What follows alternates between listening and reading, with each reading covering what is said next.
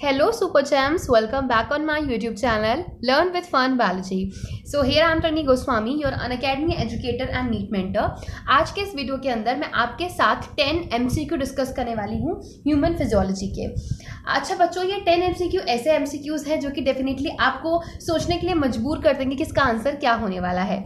आपको अब क्या करना है, अभी एक पेन और कॉपी उठाओ और जो भी क्वेश्चंस हैं उनके आंसर अपनी कॉपी पे लिखो और मुझे लास्ट में बताना कि आपके कितने क्वेश्चंस ठीक निकले, 10 में से कितने क्वेश्चंस आपने ठीक किए थे। ठीक है, इससे आपको पता चलेगा कि आपकी प्रिपरेशन कितनी अच्छी चल रही है एंड एज वेल एज मुझे पता चल जाएगा कौन कौन से बच्चे सिंसियरली पढ़ाई कर रहे हैं। तो चलो अभी शुरू करती हूँ। पहला क्वेश्चन है, ready for first question, focus. Okay, so first है, how many teeth grow only once in the life of a man. तो इन्होंने पूछा है कि कौन से टीथ जो हैं वो सिर्फ और सिर्फ एक ही बार लाइफ में ग्रो करते हैं। तो हमें पता है एक कौन से टीथ होते हैं, टेम्पररी, दूसरे होते हैं परमानेंट। टेम्पररी टीथ कितने होते हैं, 20। परमानेंट कितने होते हैं, 32।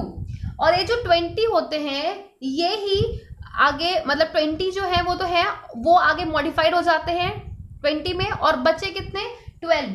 सो 12 जो है, 12 टीथ वो सिर्फ और सिर्फ लाइफ में एक ही बार निकलते हैं। सो इसका आंसर क्या होगा, 12। Move to the next question, if pH of a stomach is 1.6 then which enzyme will digest protein। तो सबसे पहले इन्होंने ये हमें बता दिया कि जो प्रोटीन का डाइजेशन है वो स्टमक में स्टार्ट हो जाता है। स्टमक का pH कैसा होता है, एसिडिक, दैट इज 1.6। सो अभी हमसे बेसिकली ये पूछना चाह रहे हैं कि स्टमक में कौन सा एंजाइम होता है। तो आपको पता है तो बहुत अच्छी बात है, आंसर मुझे बताना कमेंट सेक्शन में, अदरवाइज मैं बताती हूँ। पहला दिया है इन्होंने अमाइलेज। अमाइलेज कहाँ होता है, अमाइलेज बेसिकली कार्बोहाइड्रेट के डाइजेशन के लिए है, तो बिल्कुल भी ये नहीं होगा। हमने सुना है जैसे कि सलाइवरी अमाइलेज सलाइवा में होता है। उसके बाद हम पढ़ते हैं trypsin. So trypsin is released by, trypsin हमारे स्टमक से रिलीज नहीं होता है, सो ये इसका आंसर नहीं होगा, it is related with the intestine. Next आता है इरेप्सिन, तो इरेप्सिन भी बिल्कुल भी नहीं होने वाला है। लास्ट इज दी पेप्सिन, जो pepsin is the right answer. ठीक है, पेप्सिन से प्रोटीन का डाइजेशन होता है, याद रखना है। याद रखने के लिए ऐसे भी याद रख सकते हो, पी से पेप्सिन, पी से प्रोटीन। आगे next question, glissonian cirrhosis is a disease related with, तो it is something related with the Glisson capsule. आप लोगों ने पढ़ा होगा गिल्सन कैप्सूल। गिल्सन कैप्सूल किस में होता है, क्या वो लिवर में होता है, नो। क्या वो पैंक्रियास में होता है, नो। क्या वो लंग्स में होता है, बिल्कुल भी नहीं। सॉरी मैंने इसका गलत कर दिया। ठीक है, स्प्लिन में नहीं होता है, ये होता है हमारे लिवर में। लिवर में आपने पढ़ा होगा ग्लीसन कैप्सूल होते हैं। ठीक है, सो उन ग्लीसन कैप्सूल में अगर सिरोसिस हो जाए उसको हम कहेंगे ग्लीसन सिरोसिस, जो कि किससे रिलेटेड है, लिवर से रिलेटेड। ठीक है, सिरोसिस लिवर में हो जाती है। Next, move to the next question, which of the following does not produce any digestive enzyme. कौन है जो बिल्कुल भी कोई डाइजेस्टिव एंजाइम को प्रोड्यूस नहीं करता है। आपको याद रखना है, डाइजेस्टिव एंजाइम दिया है। पैनक्रियास रिलीज करता है, definitely pancreas pancreatic enzyme release करता है। आपने पढ़ा है ट्रिप्सिनोजन, कार्बोक्सीपेप्टाइडेज, ये सब नाम पढ़े हैं। माउथ, हाँ, माउथ में सलाइवरी ग्लैंड होती है, सलाइवरी ग्लैंड सिक्रीट करती है salivary amylase which is the enzyme for the digestion of carbohydrate, so it is the right. Gastric mucosa, definitely gastric mucosa भी सिक्रीट करती है, माउथ भी सिक्रीट करता है, पेनक्रियास भी सिक्रीट करता है। बात आती है कौन सिक्रीट नहीं करता है, लिवर। लिवर सिक्रीट करता है बाइल जूस, या जिसको हम कह सकते हैं डाइजेस्टिव जूस। इसके पास ये कोई एंजाइम सिक्रीट नहीं करता है फॉर द डाइजेशन, डाइजेशन के लिए नहीं करता है। वैसे ये एल्कलाइन फॉस्फेटेस जो एक तरीके का एंजाइम है वो रिलीज करता है, बट जो एल्कलाइन फॉस्फेटेस है वो डाइजेस्टिव एंजाइम नहीं है। Move to the next question, stomach in vertebrates is the chief site for the digestion of. Vertebrates में स्टमक में किस चीज का डाइजेशन सबसे ज्यादा होता है। सो अगर हम ध्यान रखें, कार्बोहाइड्रेट का डाइजेशन शुरू कब हुआ था, कार्बोहाइड्रेट का डाइजेशन शुरू हो गया था हमारे माउथ में ही। 30% ऑफ डाइजेशन किसमें हो गया, कार्बोहाइड्रेट का माउथ में। So mouth, carbohydrate is not the right answer. Wait for 2 second. Okay, next है फैट्स। सो फैट्स का डाइजेशन कौन करवाने में हेल्प करता है? बाइल। तो बाइल तो अभी सिक्रेट हुआ नहीं है, बाइल तो लिवर से आता है। अगर हम ऐसे थोड़ा सा यहाँ पर स्ट्रक्चर बनाने की कोशिश करें, तो ये रहा लिवर और ये रहा स्टमक। स्टमक के बाद यहाँ पर आती है इंटेस्टाइन, यहाँ पर होता है पेनक्रियास, ठीक है। तो लिवर से यहाँ पर बाइल आता है, स्टमक में तो नहीं जा रहा है ना। तो स्टमक में किसका डाइजेशन शुरू होगा? स्टमक में प्रोटीन का डाइजेशन शुरू होगा, क्योंकि इसके पास कौन सा एंजाइम होता है? पेप्सिन। मैंने आपको पहले ही सेकंड क्वेश्चन में बता दिया था। सेकंड क्वेश्चन हमने पढ़ा था स्टमक में प्रोटीन डाइजेशन हो रहा है, सिंपल। अच्छा, मुझे प्लीज कमेंट सेक्शन में लिख के बताना कि मेरा एक्सप्लेनेशन कैसा लगता है आप लोगों को, ठीक है। चलो अभी आगे बढ़ते हैं। नेक्स्ट दिया है Stensen duct is associated with. So Stensen duct किससे एसोसिएटेड है? कार्डियक ग्लैंड से? बिल्कुल नहीं। पैरोटिड ग्लैंड से? या this is the right answer. मैं बताऊंगी क्या क्या है। थायराइड ग्लैंड से? नो। एंडोक्राइन ग्लैंड से? बिल्कुल भी नहीं। पैरोटिड ग्लैंड से है। मैंने आप लोगों को पढ़ाया है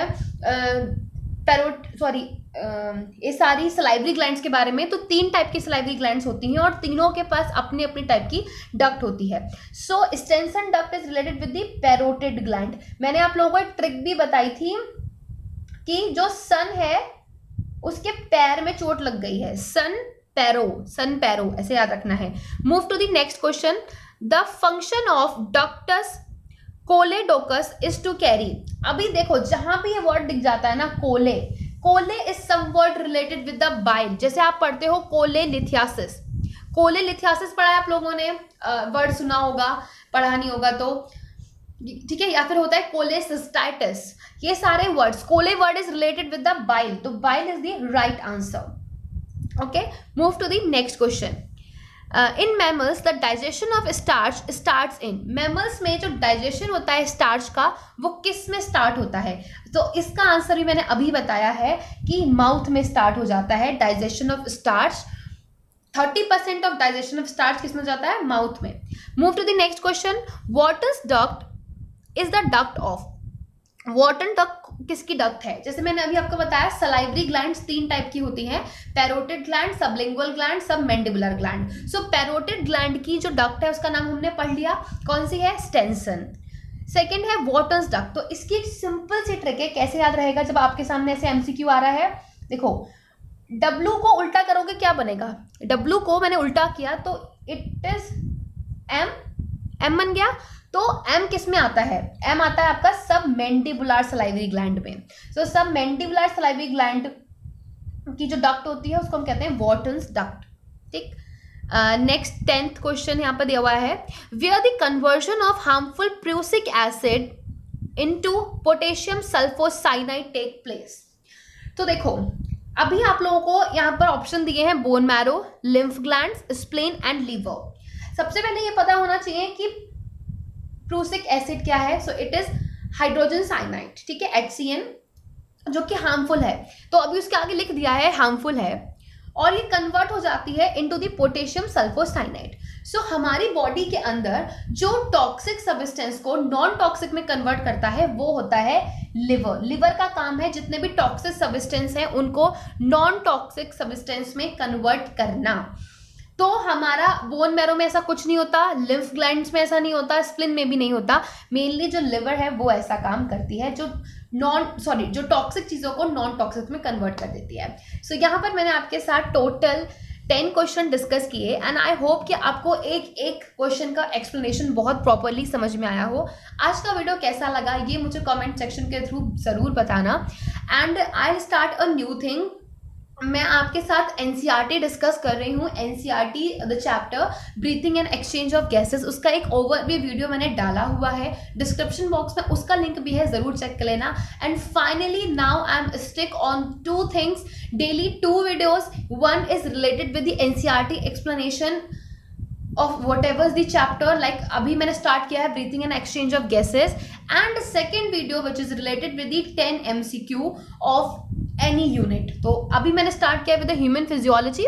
सो ह्यूमन फिजियोलॉजी के हम डेली 10 क्वेश्चंस को डिस्कस करेंगे एंड क्वेश्चंस कैसे लगे, दिमाग थोड़ा सा काम किया नहीं क्या, फंक्शनिंग हुई नहीं हुई दिमाग की, प्लीज मुझे कमेंट सेक्शन में बताना। अच्छा लगा वीडियो, अच्छा लगा एक्सप्लेनेशन तो लाइक करना और अनअकैडमी पे मुझे फॉलो कर लेना। डेली 3 बजे मेरी अनअकैडमी पर स्पेशल क्लास रहती है, so do follow me on Unacademy. Till then bye bye, take care, मिलते हैं नेक्स्ट वीडियो में।